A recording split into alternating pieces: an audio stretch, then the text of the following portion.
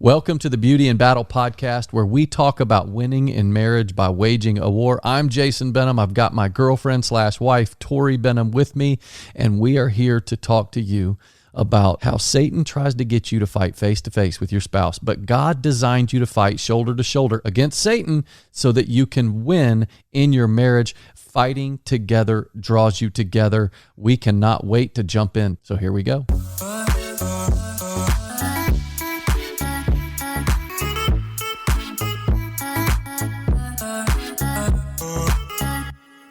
Okay, so I'm excited about this episode because I get to talk less and my girlfriend/Tori gets to talk more because, you know, I don't know that a lot of people know, but you have some certifications behind your name there, Tor. She's got some certifications there. She's certified emotional intelligence coach. You know what? We need to do a podcast on emotional intelligence. Yeah, we should. I love talking emotional intelligence.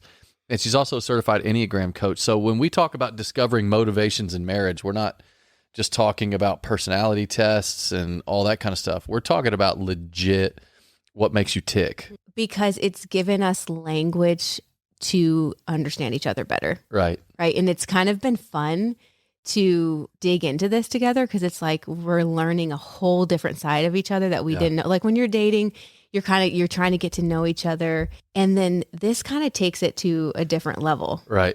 You know, it's just like, oh, that is totally how I think. And that's like, I can totally see how us misunderstanding each other because we just think different. Yeah. You know, like just helping each other to understand each other has been a really fun thing for our marriage. Right. Like discovering one another. And the Enneagram is so popular right now that there's a part of me that's like, ugh. I know. Like, and I was the same way. I'm not really into the Enneagram. I'm not into all that stuff. You know, it's just stupid and all. But then I took it several times because you need to take it a couple times. And there's plenty of free assessments out there. What are some of the free assessments? Yeah, you can. And this has been really helpful for us in our marriage. Oh my gosh, has it ever?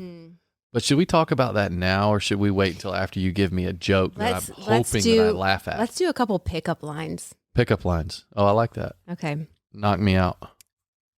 I'd say God bless you, but it looks like he already has. Oh, gosh. That's good. Yeah, I do like that one. Are you a charger? Because I'm dying without you. Oh, okay. Like a phone charger. Got it. The minute you said charger, I thought, for some reason, I thought of like the ram, you know, like the actual animal. Really? Yeah, it's weird. That is weird. Why would I think that? I don't know. Why wouldn't I think of a football player? Yeah, I don't know. It is weird. You have another one for me? Okay. Something's wrong with my eyes because I can't take them off of you. Okay, I like that one. So 1 and 3. Okay. Solid. Nice. Okay, should we get back to talking about motivations in marriage and how Enneagram has been very helpful to us? It has been really helpful. And I think get a free one through yourenneagramcoach.com. That's who I was certified through. Oh, and they're great. Through the lens of the gospel, which is really cool. Yeah, Beth McCord, she's really good. She's probably the best for Enneagram from a gospel perspective. Yes. But you can get a free assessment there. So you can go to, it's like assessment.yourenneagramcoach.com for that free one. That's not long. Or, I mean, you could just Google your Enneagram coach assessment and it'll bring you right there.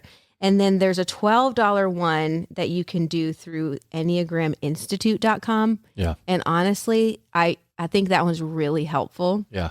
And it's really helpful to do both because you can very easily mistype. Yeah. And I feel like if you do both of those, it really helps if you're kind of in between two different ones and you're trying to figure out which one is more dominant. Well, and Tori, like I said, she's a certified Enneagram coach, but we have a guy who's kind of like an Enneagram mentor to us named Keanu Trujillo. He's got that's not good. TrueStrategy.info. And he's got some really good stuff. And maybe one day we'll have him on the podcast so he can share with us even more. He is brilliant. He helped us to distinguish between two different ones that I thought I was. And it helped us a lot. Yeah. I think you were between two and I was between two. Yeah. And he really sat with us and helped us to figure out which one we were. But the thing that I like is that after I took it several times and you took it and we discovered out of the 9 different types, and it's not, they call it types, even though it's not necessarily personality type. It just helps you understand your core motivation. I'm a 1 and Tori's a 9. Right. And I'm telling you what, that gave me so much insight into her, and I'll share with you a couple stories about how that helped us. But first, I think what would be good, Tor, though, is give us a quick overview of the 9 types. Yeah. So I think what's important to understand with the Enneagram is that we are all 9 types, right? We're all we're all motivated by all 9 of these types. Mm-hmm. Okay. But one is going to be more dominant than the other. And the best way I think about this is your right or left hand dominant, right? Can you use, are you left or right hand dominant? Right. You're right hand dominant. Yeah. Can you use your left hand? See. Do you use it all the time? Yeah. I mean, it's something that you use. You will use all of these motivations all the time. Yeah. But because you're right hand dominant, you use your right hand predominantly. You use it a lot more than you use your left hand. So that's what the Enneagram types are. You're going to have one. So you have one that is, a lot more. It's your more dominant way of thinking. And because anything that's dominant, we just tend to overuse. Right. We tend to overuse one motivation, and it can be detrimental to us, or it can really make us who we are, or it can break us. Yeah. And so I think it's super helpful to understand which one is dominant, and because really it reveals what you're more tempted with sin. Yeah.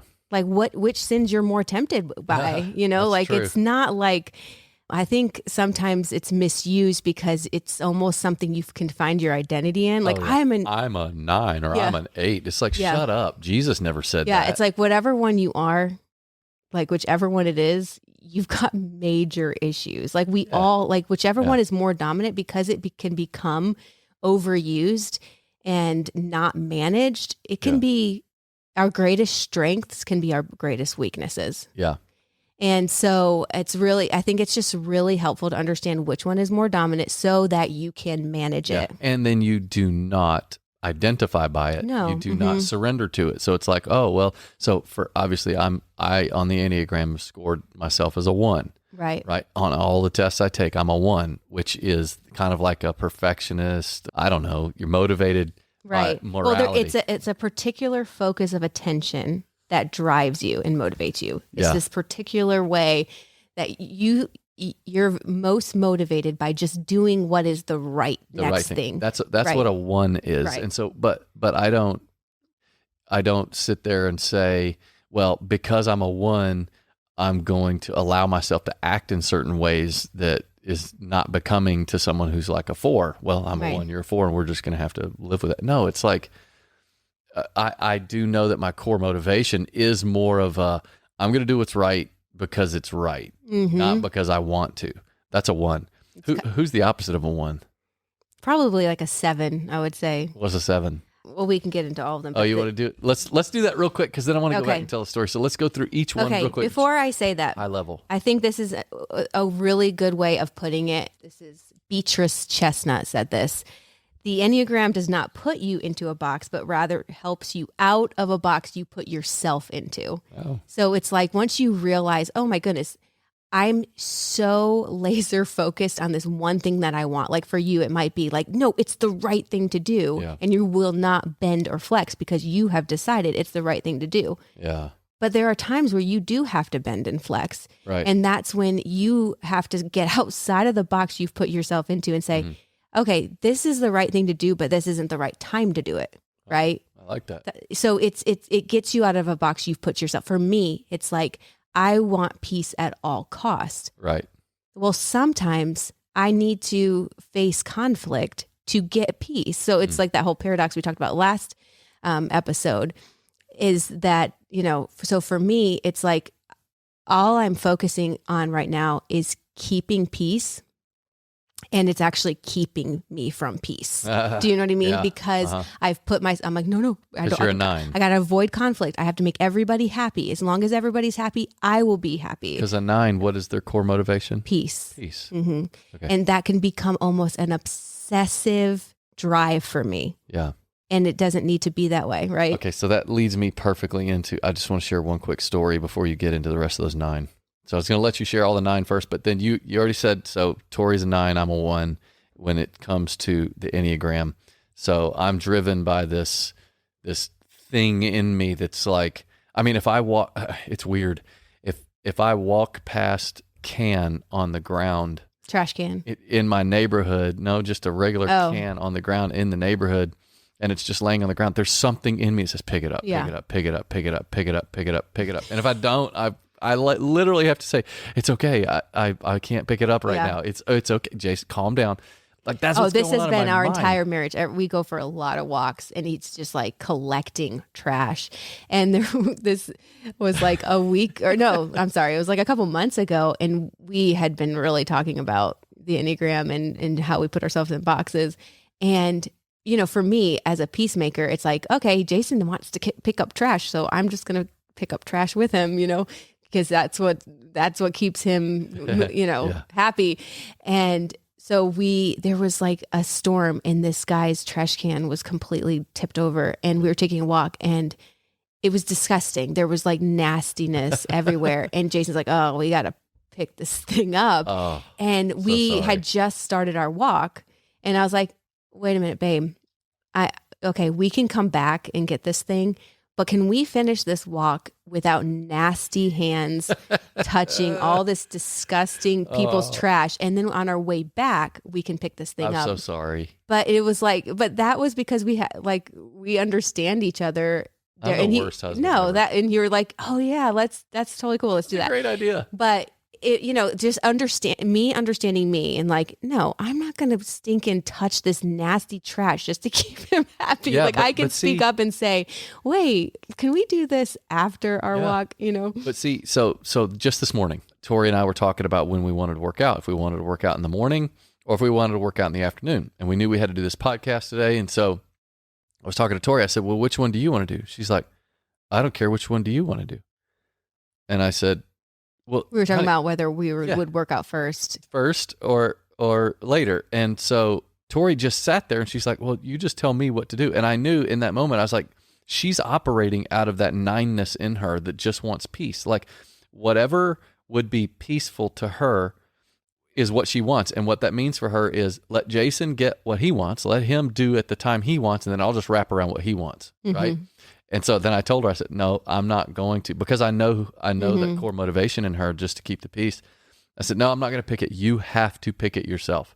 And so she picked it, and we ended up working out in the afternoon, and it was great. He's kind of like coaching me through being okay with desire. Yeah, like, no, you know what, this is what I want, and that's okay that I can make a decision. And Tori, until she did take the Enneagram and really started studying it and then became a coach in it, she really didn't know that was a core motivation of hers. All she knew is that she never put herself out there.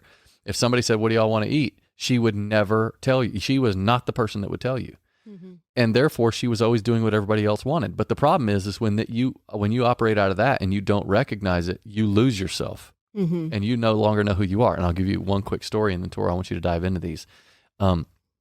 I do a live stream. Right now it's every Thursday morning at 8 a.m. on @Benham Brothers social media.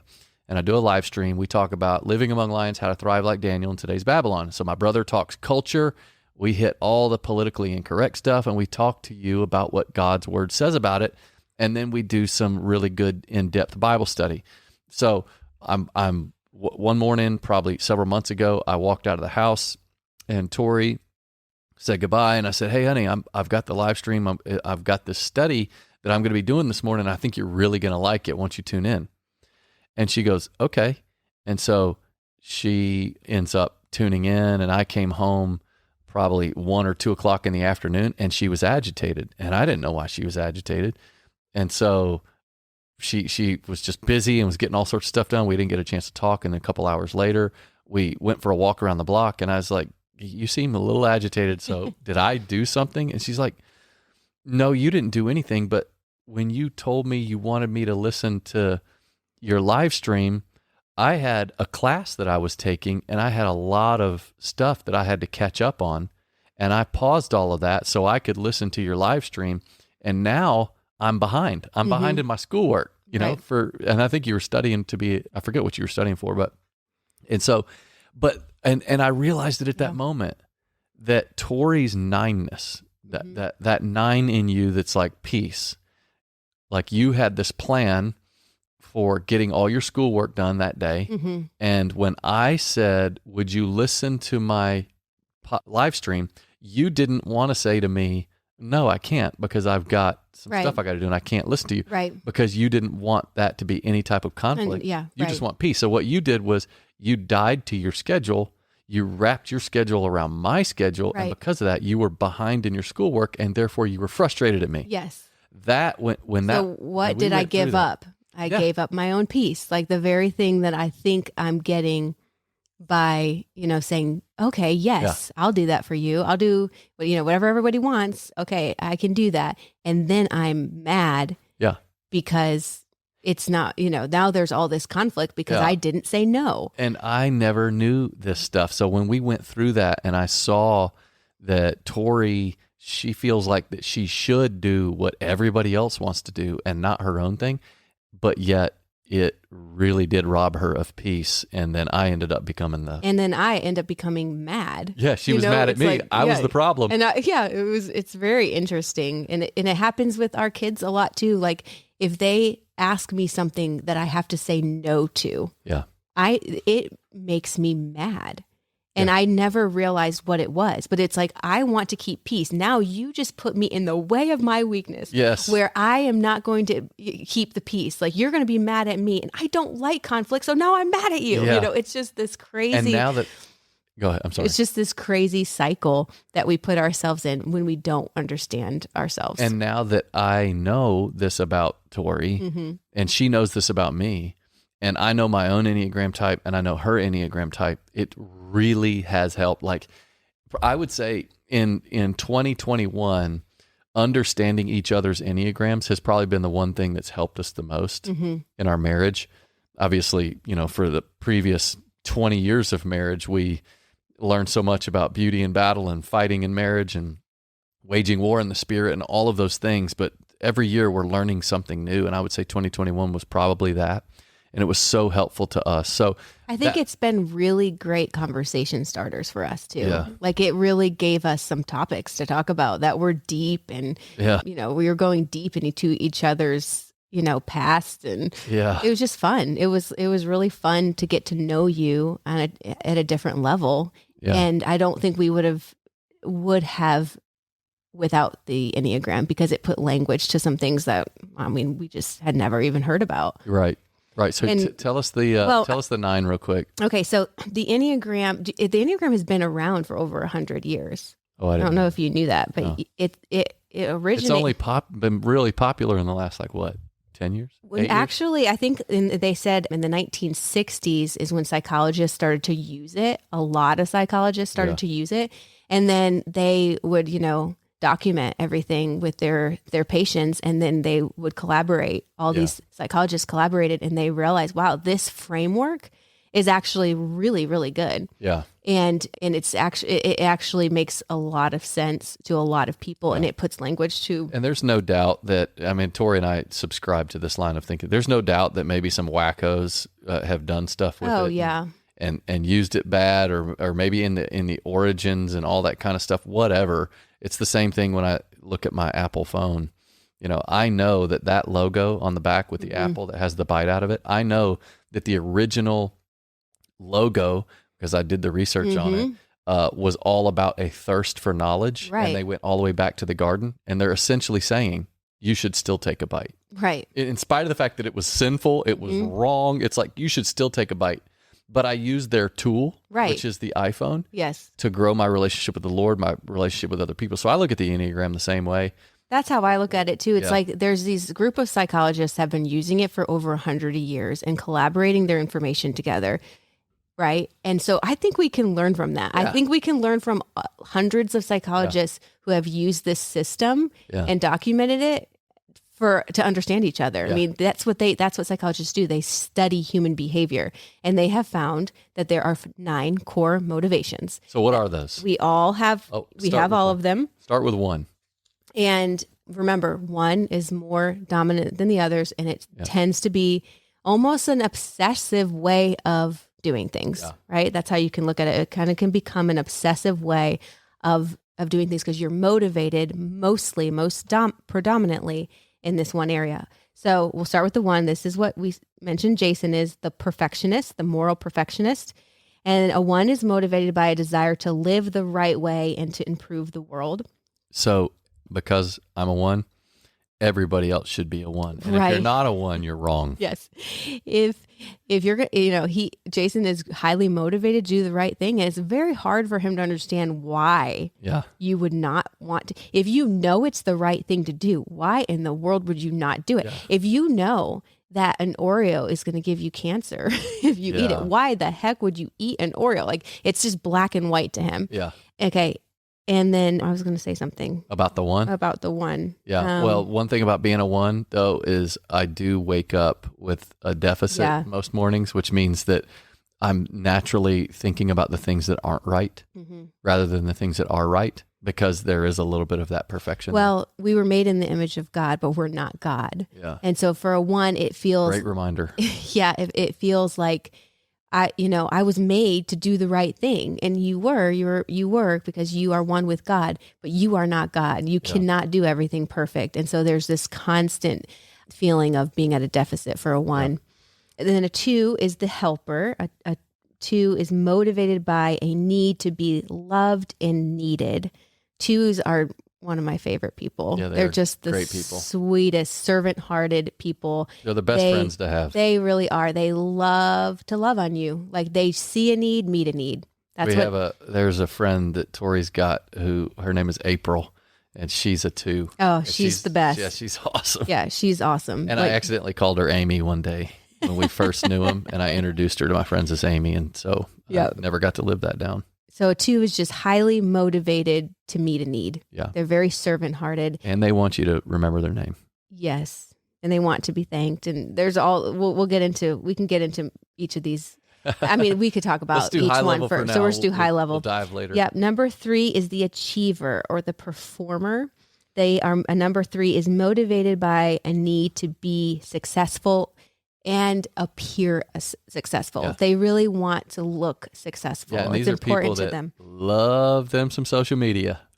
They would be some social media. They would tend to. Yeah, you're right. Yeah. Give me those socials. Because it really matters to them what people think. 4 is the 4 is the romantic or the individualist. They are motivated by a need to be understood and to experience their feelings. Now, these are the people that very are creative, but they're really great at answering all of your questions about them. But they're not going to ask you questions about you because they don't care. No, that's not true. That's the 1 in you, babe. Oh my goodness, calm it down. I'm going to punch you.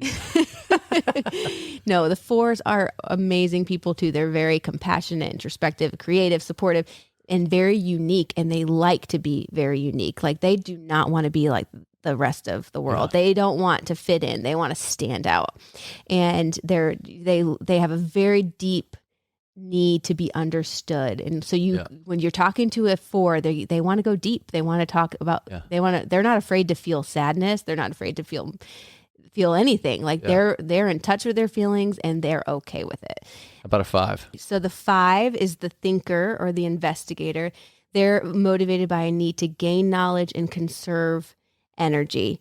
They just tend to feel like they don't have enough. Like, they just don't have enough energy. But they're thinkers. They're thinkers. Deep thinkers. They're, constantly aware of their energy, and they feel like people can take advantage of that. And so they're very protective of that because they really enjoy time thinking about things. Okay, how about a 6? 6 is the loyalist. They're motivated by a need to have security and to feel supported by others.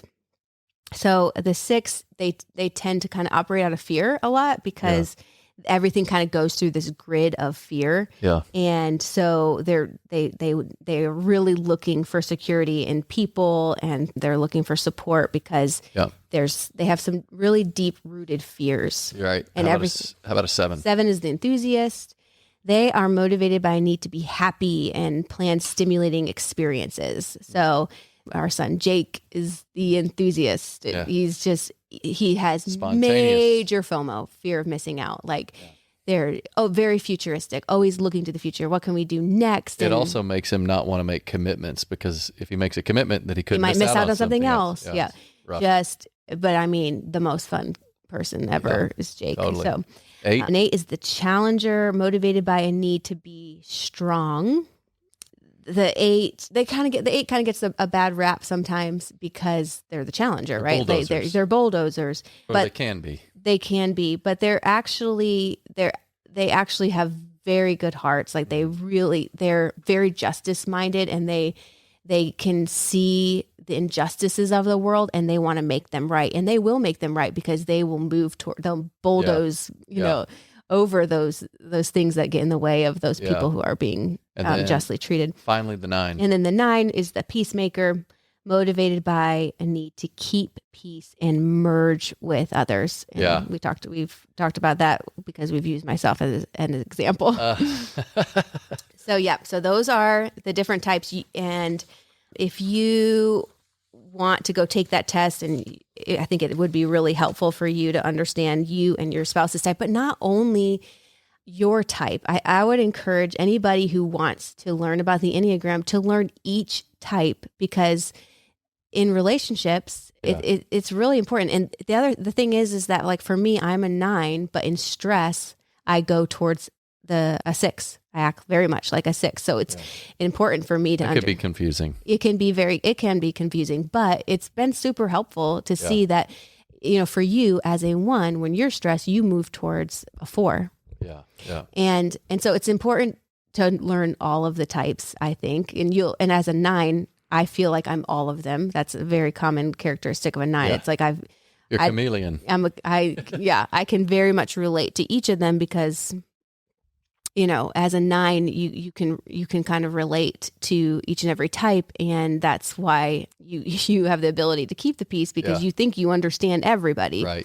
So anyways, I would definitely encourage you to learn each of the types. It's been really helpful, even with our kids, to understand, how they think and how they're motivated, and then also how they deal with conflict. And that's something that I think we're going to talk about in the next episode. Yes. How to deal with, I don't know what we're talking about in the next episode. So let's not do the next episode, but I do want to do one thing as we wrap this up, because discovering motivations in marriage is hugely important, especially when we can use a great tool like folks 200 years ago didn't have, or they weren't able to use. Now, all of a sudden, we have this tool that's really helpful to us. I want to end with a would you rather. All right, let's do it. Do you have one for me? Would you rather, drum roll. There you go. Okay, would you rather lick the dirty cafeteria floor or stick your face in the toilet for a minute? Oh my stinking goodness. Stick my face in it. Like, okay, so is the toilet used? Does it say it? It just says in the toilet for a minute or dirty cafeteria floor. I'm not sure that I could hold my breath for a minute. Yeah, in a minute, man. Definitely don't think so either. So I'm probably going to lick the floor, because I think there's the 7-second rule. So yeah, but if it's down on the floor, it's been there for longer than 7 seconds.